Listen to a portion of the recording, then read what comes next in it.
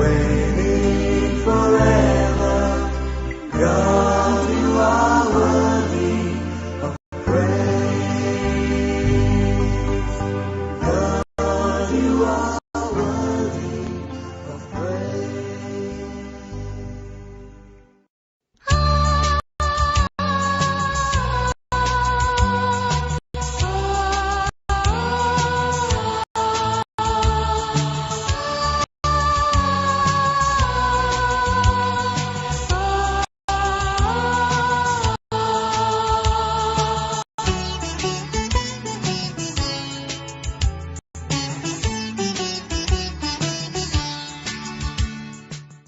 Jesus said, "Ask and it will be given to you. Search and you will find.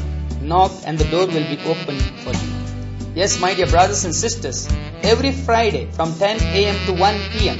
we gather in our Trinity home Karnal Mulki for intercession. We pray for all your needs and intentions with faith in Jesus. We welcome you to join us with your prayer intentions.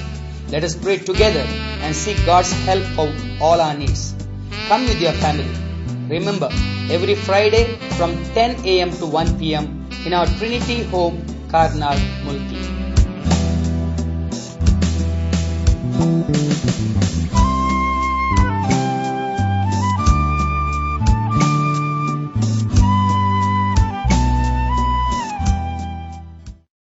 Praise the Lord. Hallelujah. A hearty welcome to each and every one of you, my dear brothers and sisters, to this program called One God and One People. And for our reflection today, we have this beautiful text from St. Mark's Gospel. It is about Jesus denouncing the scribes and also Jesus appreciating the widow's offering. In Mark's Gospel, chapter 12, verse 38, we hear, as it taught, he said, "Beware of the scribes who like to walk around in long robes and to be greeted with respect in the marketplaces." So Jesus is speaking about the Pharisees, the scribes, the Sadducees, and the rich people of his time. And he is cautioning people. When we meet such people, Jesus says, beware of the scribes. They like to walk around in long robes. And they like to be greeted with respect in the marketplaces. Yes, my dear brothers and sisters. So Jesus is cautioning each and every one of us about these people who go around putting on shows. They live for themselves. They live that others may respect them and honor them. So Jesus is telling us to be aware of such people. And further he says, and to have the best seats in the synagogues and places of honor at banquets. So the situation at the present day is also the same, we can say. It has not changed much, because there are people in the world who are living for themselves, for their glory. People in the world, yes, they are living here in order to gain respect from others and to be greeted by others. And further Jesus says, they devour widows' houses, and for the sake of appearances, they say long prayers. So this is just to put up a show before others. Going to the houses of widows and also appearing before the people, conducting long prayers, all that they do in order to be appreciated by the people. So people of such kind are not favorable to the Lord. And Jesus is condemning such people. And at the end he says, they will receive the greater condemnation. So Jesus in his own time condemned those people who were seeking self-righteousness, self-glory, and living for themselves. Though Jesus condemned them before his disciples, but he says they will receive the greater condemnation. So my dear brothers and sisters, having listened to this small passage, let us ask ourselves whether we are living for ourselves or are we living for others. So in other words, is there humility in us so that we can serve God and not desire service from others? And in order to make it very clear, Jesus is further discussing with us the passage about the widow's offering.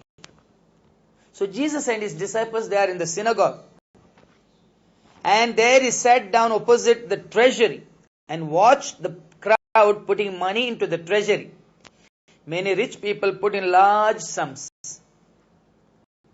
So Jesus is just standing next to the treasury and he is watching people coming there and putting their offerings.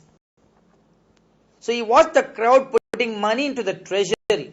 Many rich people put in large sums. So Jesus observed that so many rich people were coming there and they were putting into that treasury large sums. Because they were very rich and for others to see that they are contributing a lot, and in front of others they were putting large sums in the treasury. A poor widow came in and put in 2 small copper coins, which are worth a penny. So at the same time, a poor widow came there and she put in 2 small copper coins, which are worth a penny. Then he called his disciples and said to them, "Truly I tell you, this poor widow has put in more than all those who are contributing to the treasury." Jesus is appreciating this poor widow because she has put everything that she had. He saw the rich people putting in so much, but at the same time, this poor widow, she puts only 2 copper coins. So Jesus is seeing that there's a sacrifice involved in the offering of this widow. There's real sacrifice. Yes, my dear brothers and sisters, I have come across people and many people who attend our Saturday retreat. I have seen many times, many old mothers, they come to me and they contribute for the good work. I don't feel like taking it from them because their situation is so poor. I always tell them, "No, mother, you keep it for yourself." It happened last Saturday, that elderly mother, she gets only 1 or 2,000 rupees as pension. And she came and gave me 500 rupees. She said, "This is for the good work that you are doing, Father." I told that mother, "No, you keep it for yourself, mother, because in your old age, there's nobody to take care of you. You may require that money for your need. Please use it." I said, No, I cannot. If only I give to God, God will give to me, she said. See the good heart she had. Yes, my dear brothers and sisters. Again, I have heard people saying, when they are given, poor people go and give something to the rich people or to the priests who come to bless their house. It happened just last week, one sister shared this with me. Years ago, one priest had come to their house. Of course, that priest is no more, but she recalled and said that priest, when she came for blessing, this was a very poor family and they could give very little contribution. So he did not like that. Instead, what he did, he gave back that money and told the head of the family, "Yes, buy some peanuts and distribute it to the children," he said. He refused to take that money because it was a small amount. So my dear brothers and sisters, so many times we do not see the situation of the people. What kind of situation they are in. So many poor people, they have not even a single meal to eat. Yet sometimes we do not have mercy on them. Especially when it is to contribute towards a cause. We make it compulsory. Just 2 days ago, I just visited a family and they told me in a particular church, they have put one box with chits and the amount is written in that chit. Whoever takes a chit and whatever amount is written on it, they have to contribute. What if a poor man goes, who works daily in order to just take care of his wife and children, and he goes and for his bad luck he gets a chit where it is written 2,000, 3,000 as contribution. From where will he contribute? So even in the present day times, things are happening like that. We should consider the pain that is involved while we are asking people to contribute. Yes, there are so many poor people. They are really giving from their hard-earned money. They are truly making that contribution for a good cause. Whereas when people have got plenty, yes, they give only in order to make a name, or maybe for others to come to know that they have given so much. So my dear brothers and sisters, Jesus very truly brings about this lesson from this poor widow. And he said to his disciples, truly I tell you, this poor widow has put in more than all those who are contributing to the treasury. Jesus is appreciating this poor widow. And he says she has given more than others. Why? For all of them have contributed out of their abundance, but she, out of her poverty, has put in everything she had, all she had to live on. In other words, my dear brothers and sisters, this poor widow, whatever she had, she gave it to the Lord. Total commitment. Emptied herself. And similar situation we hear in today's first reading. In the book of 1 Kings chapter 17 and verses 8 to 16. Again it is a story about the widow of Zarephath. During the time of Elijah, it is not the story, it really happened during the time of Elijah. So then the word of the Lord came to Elijah saying, go now to Zarephath, which belongs to Sidon, and live there, for I have commanded a widow there to feed you. The very word widow, we can understand, my dear brothers and sisters, they have no support from others. A widow has lost the support from her husband. A widow has to take care of her children. A widow has to work for herself in order to sustain her family. So, the Lord is sending Prophet Elijah, telling him, go now to Zarephath, which belongs to Sidon, and live there, for I have commanded a widow there to feed you. So he set out and went to Zarephath. When he came to the gate of the town, a widow was there gathering sticks. He called to her and said, bring me a little water in a vessel, so that I may drink. So as the Lord told him, he goes to Zarephath. And there he meets this widow who is collecting the sticks. And he goes to her.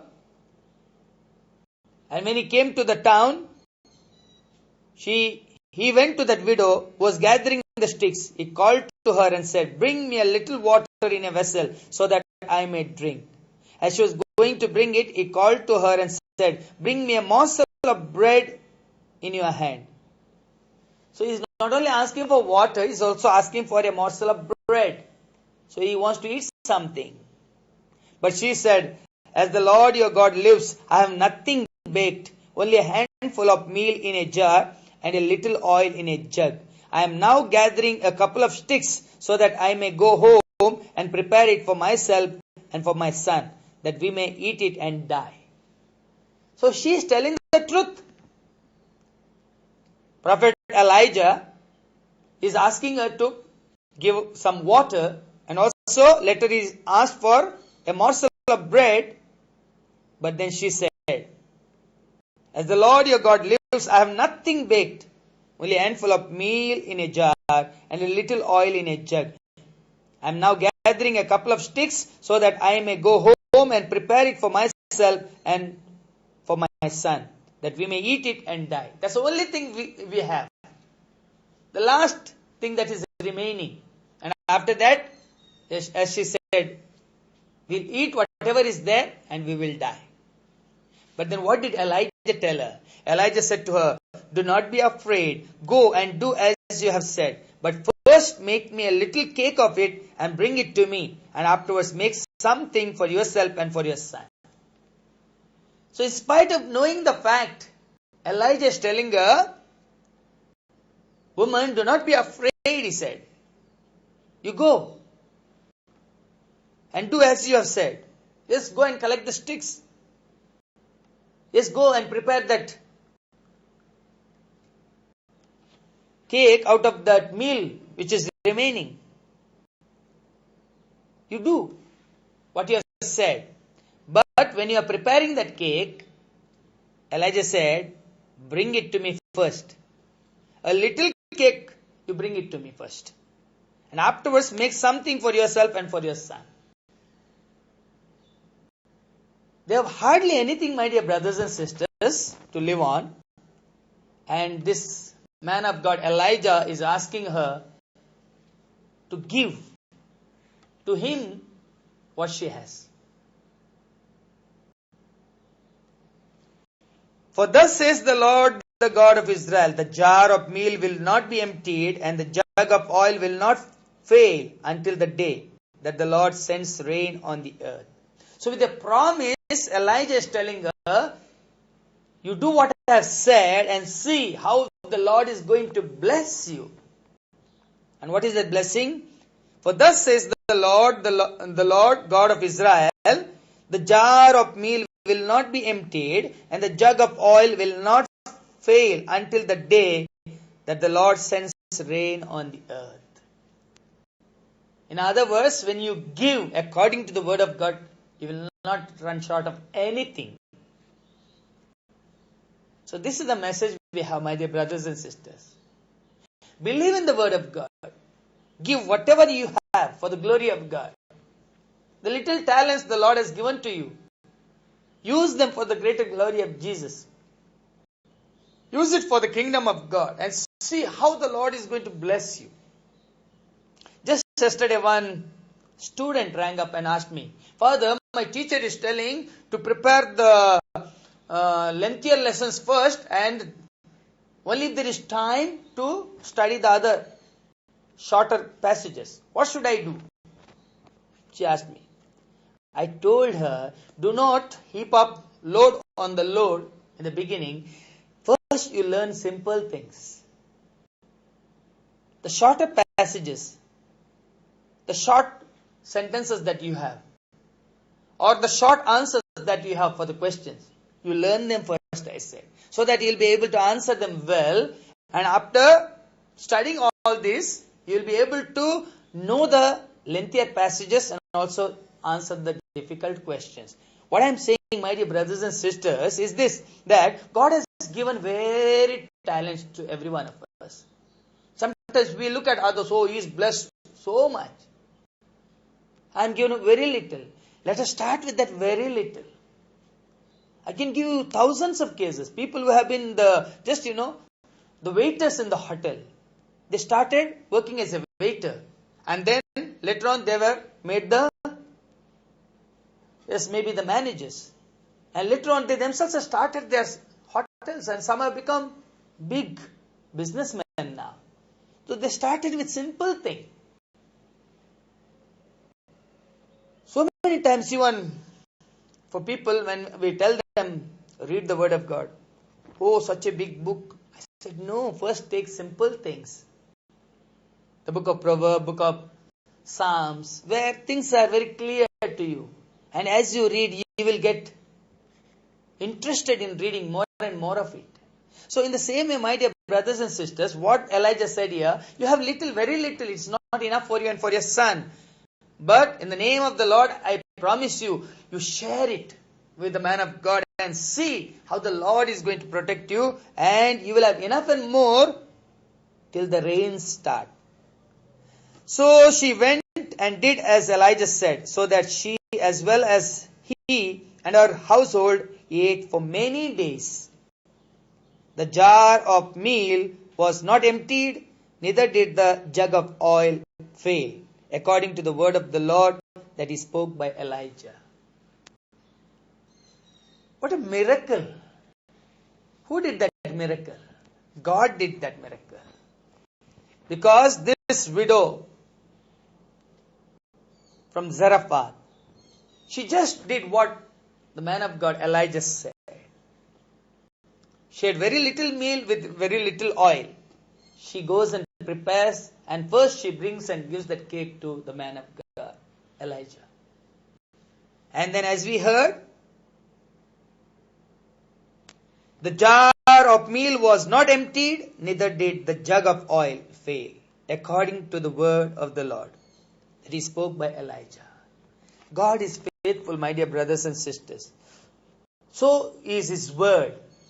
So we have been listening to the word of God, and the word of God is truth. It will happen.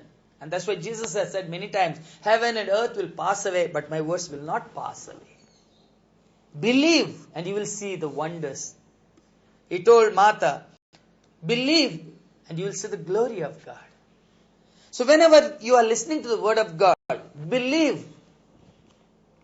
And with little things that you have, glorify the Lord. The little time you get, yes, spend in prayer, praising the Lord. Same thing Jesus did. He emptied himself. In today's second reading, that's what we read in the letter to the Hebrews chapter 9 and the last verse 28. So Christ, having been offered once to bear the sins of many, will appear a second time, not to deal with sin, but to save those who are eagerly waiting for him. So the reward is there. For your sacrifice, for your self-sacrifice, and for all that you do for the glory of God, the reward is already there. It's kept ready for you and for me. And that's why I told you, my dear brothers and sisters, these poor people, they've experienced the love of God. And that's why Jesus says in the Beatitudes, blessed are the poor. They will inherit the kingdom of God. Yes, we are poor here on the earth, but God will make us rich there in heaven. So it depends with what intention we have given. So let our intention be clean and clear. God sees your heart. God knows your mind. And therefore, with what intention you do it, yes, that's more important. So not the amount, how much I give is not important. With what attitude I give is more important. So my dear brothers and sisters, having listened to these 3 readings today, let us try to put it into practice. Let us follow the good example of this widow whom Jesus appreciated. Let us also follow that widow of Zarephath, whom, yes, God blessed because of her generosity. So let us be generous when we have to serve the Lord, so that because we are generous, and God also will be generous to us, and will have enough and more for ourselves and for others. May God bless you all. Amen.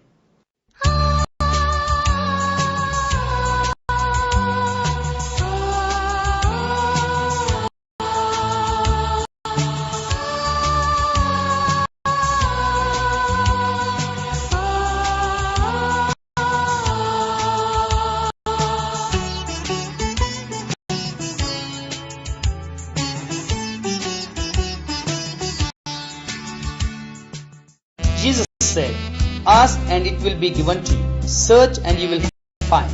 Knock and the door will be opened for you. Yes, my dear brothers and sisters, every Friday from 10 a.m. to 1 p.m. we gather in our Trinity home, Karnal Mulki, for intercession. We pray for all your needs and intentions with faith in Jesus. We welcome you to join us with your prayer intentions. Let us pray together and seek God's help for all our needs. Come with your family.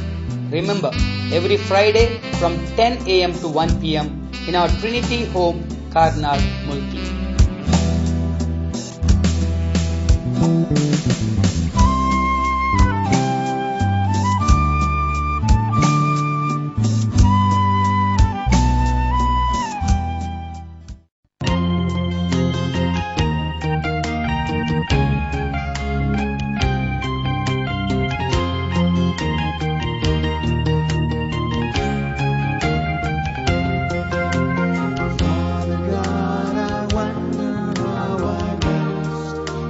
Exist without